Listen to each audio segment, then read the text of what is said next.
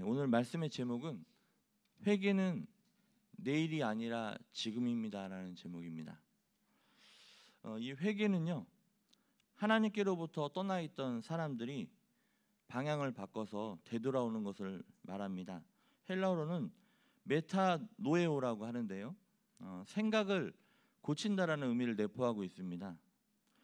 성경에 이 회개라는 이 단어가 67절에 나와요. 그리고 72번이 나옵니다. 그리고 이 회개라는 주제로 100회 이상이 성경에서 언급되고 있습니다. 회개는 세례 요한의 주제였습니다. 마태복음 3장 2절에 보면 우리가 잘 알죠. 회개하라 천국이 가까이 왔느니라 말씀하고 있고요. 예수님께서도 제자들을 보내실 때 회개를 가르치라고 명령하시는데요. 마가복음 6장 12절에 보면 제자들이 나가서 회개하라라고 전파하고 있고요. 오순절 이후 제자들은 회개를 선포했습니다. 사도행전 2장 28절에 보면 베드로가 이르되 너희가 회개하여 각각 예수 그리스도의 이름으로 세례를 받고 제사함을 받으라. 그리하면 성령의 선물을 받으리니 말씀하고 있고요. 하나님께서도 회개를 명령하셨습니다. 사도행전 17장 30절에서 하나님이 간과하셨거니와 이제는 어디든지 사람에게 다 명하사 회개하라 하셨으니 말씀하고 있습니다. 더 많은 것들이 회개하라는 것이 언급되어 있는데 대표적으로 말씀을 드렸고요. 이 구약에서는 율법과 희생 제물의 법대로 죄를 고백하고 제물을 바쳤습니다. 그러나 복음적인 회개란 죄로부터 돌아와서 하나님께로 돌아가는 것을 말하는데요. 이것은 단순히 악에서부터 떠나는 것만이 아니라 그리스도 안에 기초한 그 생명을 얻는 것을 말하고 있습니다. 사도행전 11장 18절 말씀 우리 함께 읽어보겠습니다. 시작. 그들이 이 말을 듣고 잠잠하여 하나님께 영광을 돌려 이르되 그러면 하나님께서 이방인에게도 생명 얻는 회개를 주셨도다 하니라. 우리 사랑하는 성도님들, 생명 얻는 회개를 다 받으시기를 축복합니다. 다시 말해서 구원에 이르게 하는 회개를 말하는 것이에요. 고린도후서 7장 10절에 보면은 하나님의 뜻대로 하는 근심은 후회할 것이 없는 구원에 이르게 하는 회개를 이루는 것이요 세상 근심은 사망을 이루는 것이라 말씀하고 있습니다. 한번 같이 읽어볼까요? 하나님의 뜻대로 시작. 하나님의 뜻대로 하는 근심은 후회할 것이 없는 구원에 이르게 하는 회개를 이루는 것이요 세상 근심은 사망을 이루는 것이다. 여러분들 근심이 있을 텐데 하나님께서 하나님의 뜻대로 하는 근심은 후회할 것이 없는 여러분들 구원에 이르게 하는 그런 회개라는 것을 믿으시길 바랍니다. 회개의 결과를 통해서 요나서 3장 3절에 10절을 보면 요나는 니느웨 성 사람들에게 회개하기를 설교했습니다. 그 결과 니느웨 백성들은 그 메시지를 믿었고 하나님께로 돌아온 것을 보게 됩니다. 그리고 요한계시록 3장 19절에 보면 또한 하나님께서는 가끔 우리들을 회개하도록 하기 위해 책망하시거나 채찍으로 치시기도 하신다는 말씀이 있습니다. 오늘 본문 예레미야를 보면은요, 우리가 민족의 미래의 소망은 현재의 불행과는 대조를 이루는 것을 보게 되는데요. 오늘 본문 15절 말씀 한번 같이 읽어보겠습니다. 시작. 여호와께서 이와 같이 말씀하시니라.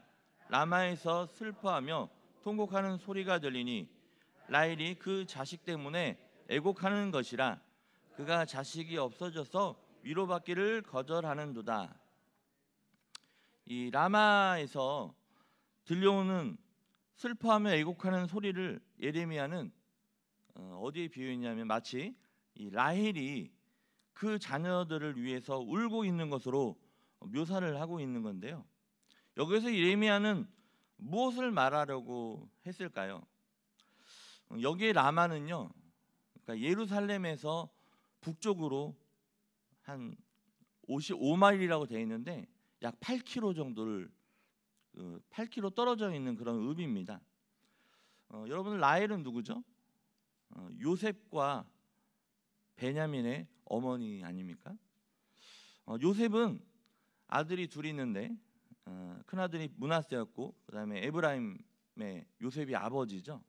에브라임과 므낫세는 북이스라엘의 중요한 두 부족이 됩니다. 성경에 오늘 보면은 에브라임이라는 단어가 6절, 9절, 18절, 20절에 나와 있고 사마리아가 5절에 나와 있고 라헬이 15절에 나와 있는데 이 언급이 다양하게 나타나가 있는 이유는 예레미야가 남유다 선지자였습니다. 그래서 북이스라엘에 관한 묘사를 도입함으로써 이 남유다의 좀 더 분명한 희망을 제시하기 위해서 말씀하고 있는 건데요. 북이스라엘의 회복은 그러니까 남유다의 회복의 필요성을 뒷받침하는 가장 확실한 근거가 되는 것이죠. 따라서 예레미야는 BC 722년에 그녀의 자식들이 포로로 잡혀가는 것을 보면서 울고 있는 북왕국의 여인들을 묘사하고 있는 겁니다. 그러나 예레미야는 이 라마가 사실 그 느부갓네살의 추방을 위한 집결지였거든요.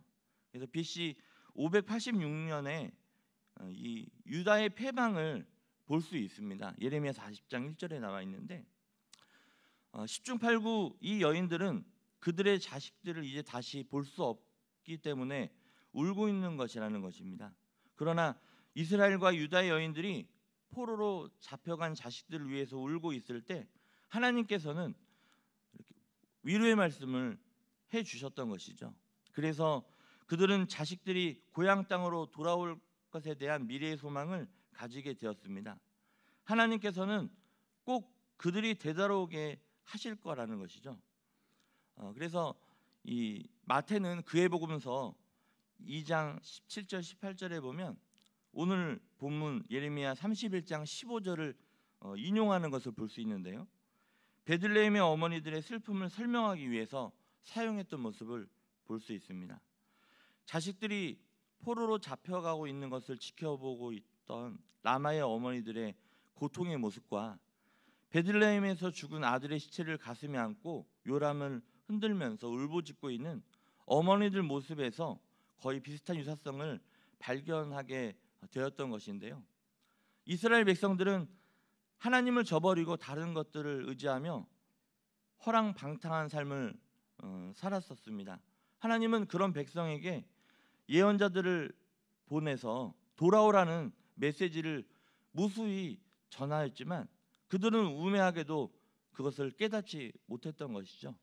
그 결과 하나님의 심판을 맞아야 했던 것입니다. 결국 이스라엘 백성은 수십 년 동안 바벨론 포로로 지내면서 하나님을 저버리고 자기 멋대로 산 삶이 얼마나 잘못된 일인지를 깨달았던 것이죠. 예레미야는 절망 가운데 북왕국 이스라엘 백성들이 하나님의 은혜와 위로를 바라면서 회개하는 모습을 그림으로써 유다 백성들에게 포로로 사로잡힐지라도 낙심치 말고 신앙을 회복하도록 권면하고 있는 것입니다. 예레미야는 이 부분을 이스라엘 백성들이 그들의 땅으로 되돌아올 때 고백할 회개의 외침으로 기록하면서 마무리 짓고 있는데요. 오늘 본문 예레미야 31장 19절 말씀을 함께 읽어보겠습니다. 시작. 내가 돌이킨 후에 뉘우쳤고 내가 교훈을 받은 후에 내 볼기를 쳤사오니 이는 어렸을 때 치욕을 짐으로 부끄럽고 욕됨이니이다 하더라. 제가 세번역 성공으로 다시 읽어드리겠습니다. 주님을 떠난 다음에 곧 뉘우쳤습니다. 잘못을 깨달은 다음에 가슴을 치며 뉘우쳤습니다. 그리고 저의 젊은 시절의 허물 때문에 저는 수치와 수모를 겪어야 했습니다. 이스라엘이 비록 방황하고 있지만 그들은 그것 때문에 후회하였습니다. 이스라엘이 그들의 하나님께로 되돌아왔을 때 그들은 자신들이 지은 죄로 인하여 수치와 부끄러움을 받게 되었습니다. 여러분, 하나님은 회개하는 자를 기뻐하고 용서하는 분이라는 것을 믿으시기 바랍니다. 잘못을 뉘우치고 회개하는 이스라엘 백성에게 하나님은 말씀하고 계시는 거예요. 오늘 본문 20절 말씀 같이 읽어보겠습니다. 시작. 에브라임은 나의 사랑하는 아들, 기뻐하는 자식이 아니냐. 내가 그를 책망하여 말할 때마다 깊이 생각하노라. 그러므로 그를 위하여 내 창자가 들끓으니 내가 반드시 그를 불쌍히 여기리라. 여호와의 말씀이니라. 세번역 성경으로 제가 다시 읽어드리겠습니다. 에브라임은 나의 귀한 아들이다. 내가 가장 사랑하는 자식이다. 그를 책망할 때마다 더욱 생각나서 측은한 마음이 들어 불쌍히 여기지 않을 수 없었다. 그렇습니다. 하나님께서는 정도를 벗어난 그들에게 긍휼을, 은혜를 베풀어 고향으로 돌아오게 하실 것입니다. 범죄로 인하여 자기 백성을 징계할지라도 다시금 은혜를 베풀어 구원을 허락하심을 믿으시기를 바랍니다. 예화 하나 말씀드리는데요. 미국에서 실제로 있었던 일인데, 미국에서 서부를 개척할 당시에 텍사스에서 이런 일이 있었습니다. 텍사스에서 하도 살인 사건이 많이 일어나서 아예 살인자는 이제 반드시 사형에 처한다는 법을 제정해 놓은 것이에요. 근데 어느 날 한 술집에서 젊은이들이 서로 어울려 술을 마시고 있었는데 한참 흥겨워진 술자리에서 갑자기 빵 하면서 총성이 들렸습니다. 그 중에 한 젊은이가 옆에 앉은 친구를 권총으로 쏴 죽인 것이에요. 근데 놀라운 것은 총을 쏜 그 사람이 평소에는 아주 선량한 사람으로 언제나 이웃들에게 칭찬을 많이 받았던 그런 젊은이였던 것이에요. 살인을 한 젊은이가 사형에 처할 운명이 되자 그 젊은이를 아끼는 많은 사람들이 구명 운동을 하기 시작했습니다. 그래서 많은 지역 주민들의 간곡한 바람이 담긴 탄원서가 여러분들의 그 젊은이 살리고자 하는 그 탄원서가 주지사에게 전해졌습니다. 그 탄원서를 읽은 주지사는 큰 감동을 받았습니다. 그래서 자신이 직접 그 청년을 만나 이제 죄를 용서해 주겠다고 그 주민들의 그 부탁을 듣고 약속을 합니다. 그런데 그 청년은 죄를 짓고 난 뒤에 성격이 완전히 변해버렸던 것입니다. 그는 자기의 삶을 자포자기하여 삐뚤어진 생각만 하고 나중에는 행동까지 난폭해지 변했던 거죠. 주지사가 그 사면장을 가지고 그를 면회하려고 했지만 그는 이것을 거부합니다.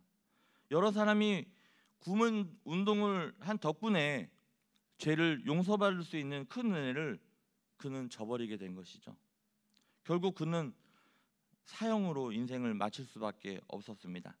사람들이 자신이 지은 죄 때문에 모두 하나님의 심판을 받게 될 것인데요. 그러나 그들은 죄 때문만이 아니라 그를 용서하려고 이 땅에 오셔서 십자가를 지신 예수 그리스도를 거절했기 때문에 용서받을 기회를 잃고 결국은 멸망의 길로 갈 수밖에 없었다는 것이죠. 히브리서 12장 17절 말씀 같이 읽어보겠습니다. 히브리서 12장 17절 시작. 너희 아는 바와 같이 저가 그 후에 축복을 기업으로 받으려고 눈물을 흘리며 구하되 버림바가 되어 회개할 기회를 얻지 못하였느니라. 아멘. 사실 그 청년도 젊은이도 사실 구원을 받을 수 있는 기회가 있었는데 받지 못하게 되었죠. 그러므로 언약 백성은 어떤 상황 속에서도 우리가 낙심하지 말고 포기하지 말고 하나님을 바라보면서 미래의 소망을 바라보며 살아야 할 것입니다. 그리고 그 순간순간들을 인내해야 할 것입니다. 현재의 불행을 극복해야 될 것입니다. 왜 그러냐면 하나님께서 일하시고 계시기 때문에 그렇습니다. 오늘 말씀을 묵상하면서 이 새삼 이 시기가 얼마나 중요한지를 깨닫습니다. 우리에게 주어진 시간은 사실 우리의 것이 아니라 다 하나님의 것임을 믿으시기를 바랍니다. 우리가 하는 사업장도 또 우리가 하는 그 자녀들도 또 우리가 하는 일들도 다 하나님의 것이라는 것이죠. 미래가 어떻게 펼쳐질지는 오직 하나님만이 아시기 때문에 그렇습니다. 잊지 마시기 바랍니다.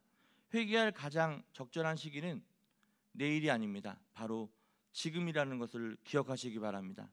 그러므로 이제 우리는 방황을 멈추고 하나님의 뜻대로 살지 않았던 것을, 내 마음대로 살았던 시간을 철저히 회개하는 시간이 되기를 원합니다.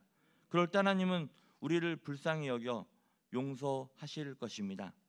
지금 나는 하나님께 진정으로 회개하는 삶을 살고 있으십니까? 우리 삶을 돌아보고 각자의 신앙을 점검하는 그런 하루와 우리는 기도의 시간이 되기를 간절히 소망합니다. 하늘 양식에 있는 기도문 읽고 마치겠습니다. 있습니다. 시작. 하나님, 회개는 내일이 아니라 바로 지금임을 깨닫게 하시니 감사합니다. 이스라엘 백성처럼 회개할 시간을 놓치는 어리석은 자들 되지 않게 하옵소서. 방황을 멈추고 뜻을 돌이켜 하나님께 온전히 나아감으로 용서의 은혜를 누리게 하옵소서. 예수님의 이름으로 기도합니다. 아멘.